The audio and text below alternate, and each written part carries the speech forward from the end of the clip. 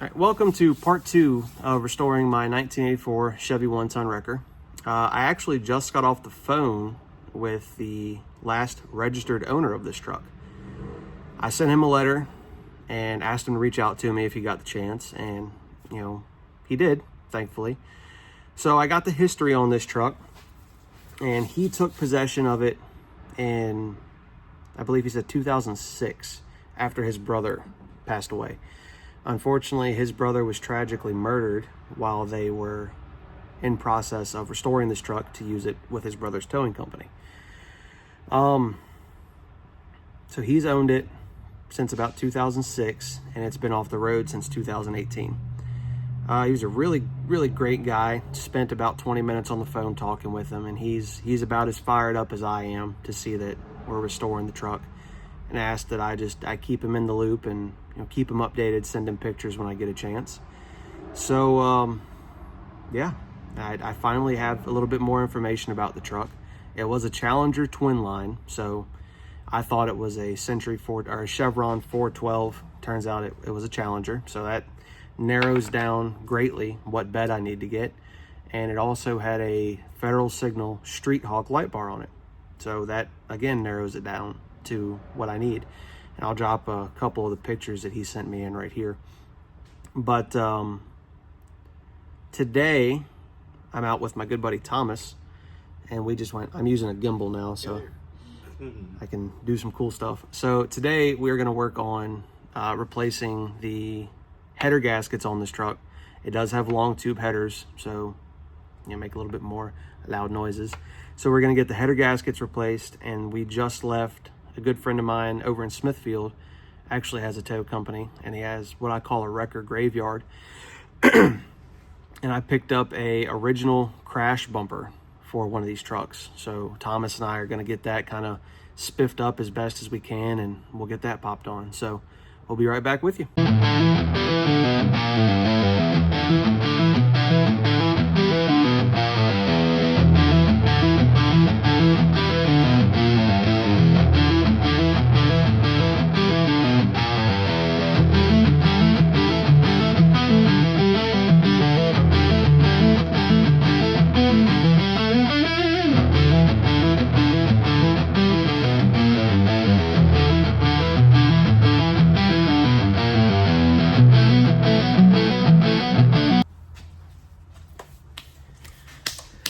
All right, that is the passenger side done, which was the one that was leaking the worst. So we're gonna give it the old college try, fire it up, and see if that fixes it. Not sure yet, but we shall see.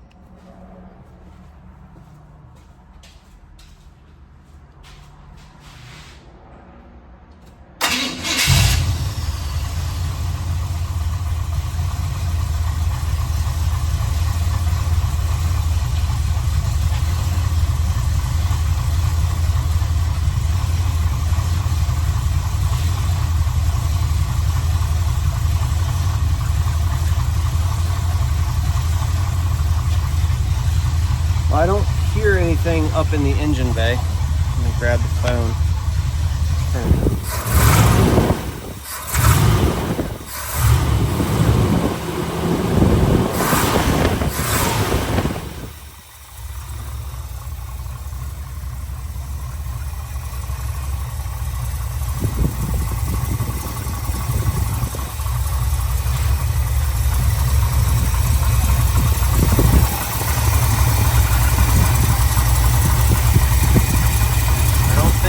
Up at the header pipes anymore. Sounds like we're just leaking up down to the collector now.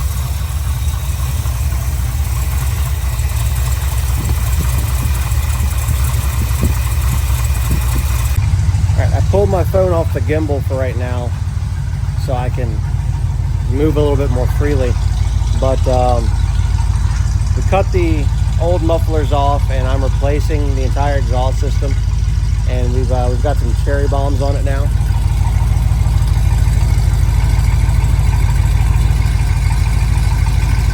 I think the cherry bombs sound pretty awesome. Let's set the phone up real quick. Give her a rev.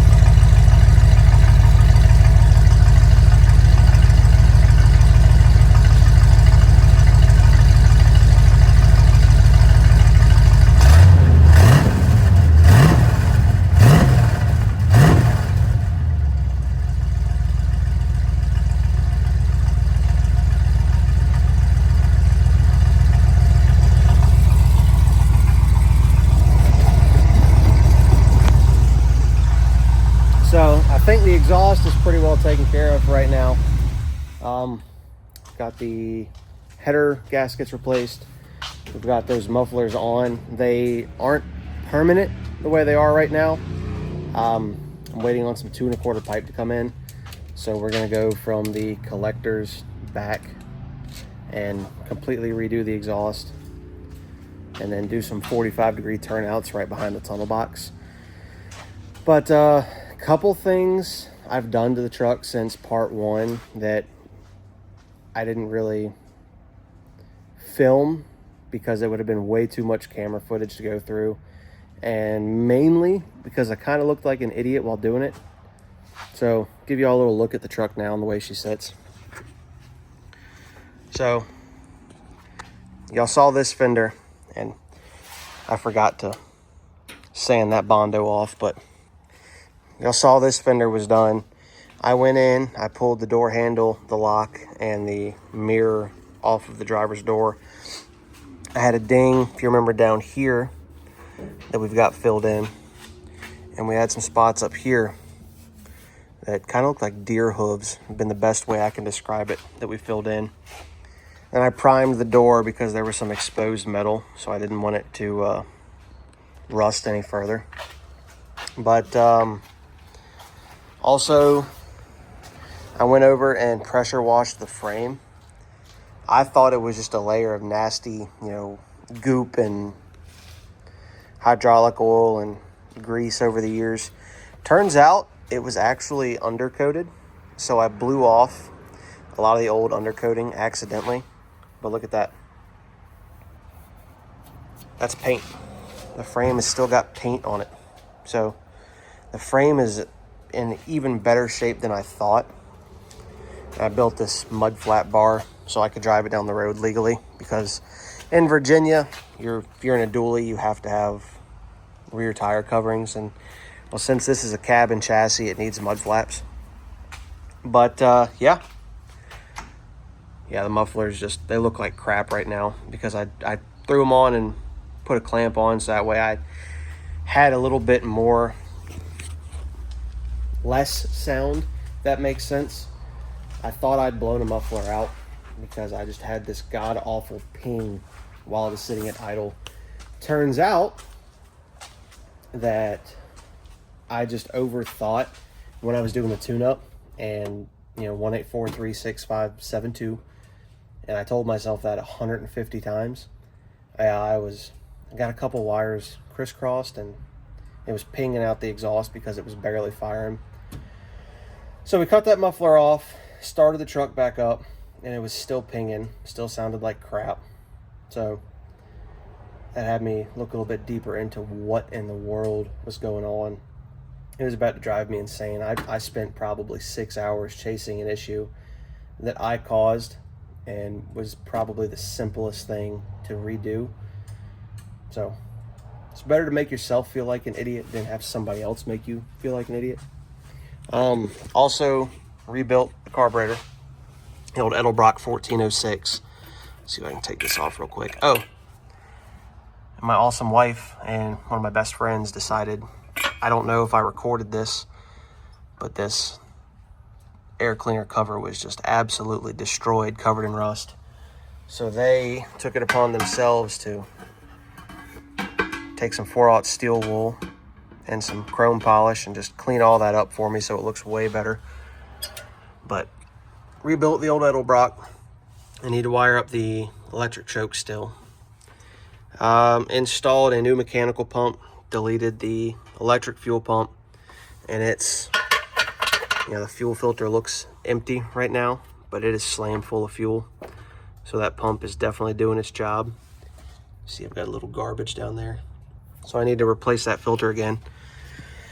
Other than that, haven't done much to the truck yet. Just, tweaking some things, fine-tuning some things. Well, we might start a series on that truck later. That's my daily driver that I popped the head gasket in, and, I popped the head gasket and decided, you know what, let's just pull the motor out. Let's pull the trans out, pull the transfer case out, and it's turned into a full-blown rebuild on that truck too. But yeah, so right now Thomas and I are going to get the push bumper out of the back of my little parts truck, and we'll start cleaning that up. So a little bit of an update to the bumper. I decided that we should test fit it before we committed to sanding it down, straightening it out, and painting it. Probably a good thing that we did. So if you see that bumper, or the truck it came off of, was a little bit different.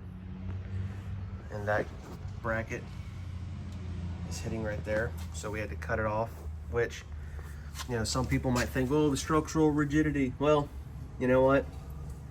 We're gonna end up welding this in anyway. So it's gonna be perfectly structurally rigid. Yeah, anyway. So we got that lopped off. We're getting ready to lop that one off and shove it the rest of the way in. But so far, man, I am liking what I'm seeing. This is gonna look awesome. All right, so it is now day 2. The wife needed me to run home last night and help her with some stuff, so we didn't get finished filming what we were doing last night. Pretty much the only thing we did was, you know, get that front bumper put on. But I decided to drive it home last night. I only live about 2 miles away from here. So I drove it home last night to give it a little shakedown pass, and it did great. So we're back at the shop today. I don't have a lot of time to work on it. I've got some honeydew projects I got to work on. But we're back at the shop. I've got a set of 4 tires. The tires on the truck are 235 85/16s, and I've got a set of 285s that I'm going to pop on real quick. They're a little bit taller, a little bit wider, but they're in a lot better shape than these ones. So we're going to get that done. I might do something with the exhaust so I can make it street legal, so I can put an inspection sticker on it and actually drive it instead of hoping and praying that from here 2 miles to the house I don't get pulled over for not having a sticker. I just got the rear end of the truck jacked up, and let me show you kind of what I mean and why I'm replacing the tires. So if you look, I mean, they've got great tread all across the board. You know, they've really got some life left in them until you make it to this side.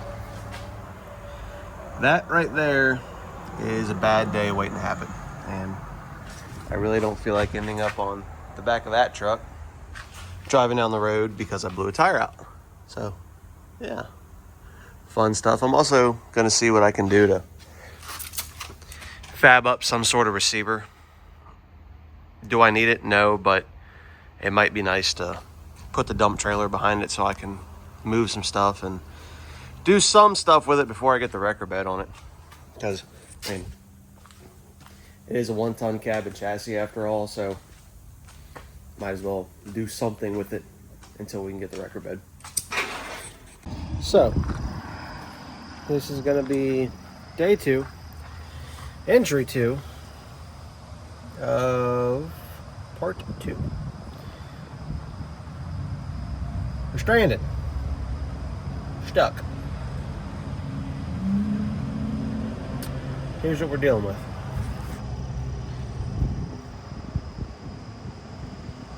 See all that junk in that filter? We're on the side of the road. Wife's truck is at the shop. I drove it there to work on this, so she can't get there to come rescue me.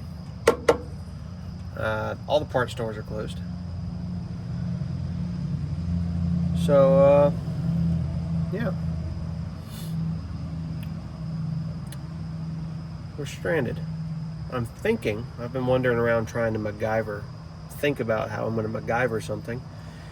There's absolutely nothing of use in the cab. There is nothing of use in the tunnel box. So, this is what I just thought about. See that hose for the coolant overflow?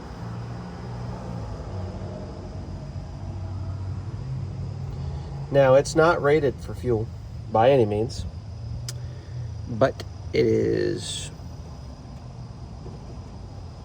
2 foot long, and I need to go from roughly in front of that fitting to right there.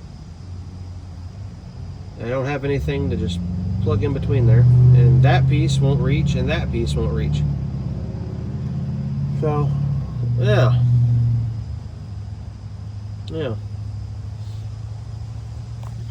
let me try and MacGyver this, and hopefully we can limp it the half a mile home. I'm literally in the exact middle between my house and the shop. So let me try this. Be right back. Okay, so yeah, I don't know if this is gonna work. We got a half a mile to get home, so let's see what happens. Bring in the thunder.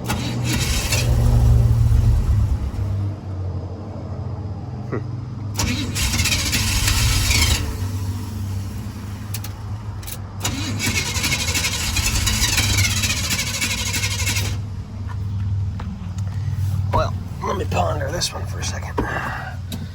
How about now?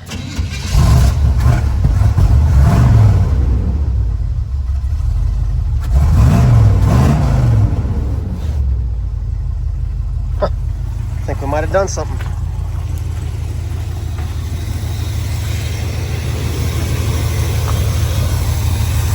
Okay, well,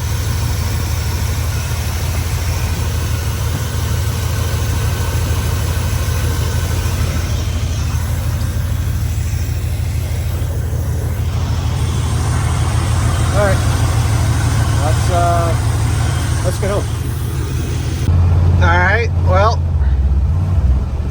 didn't work. We're breaking down. Breaking down. Breaking down. Great. Well, call me Lemony Snicket, because this is a series of unfortunate events. However,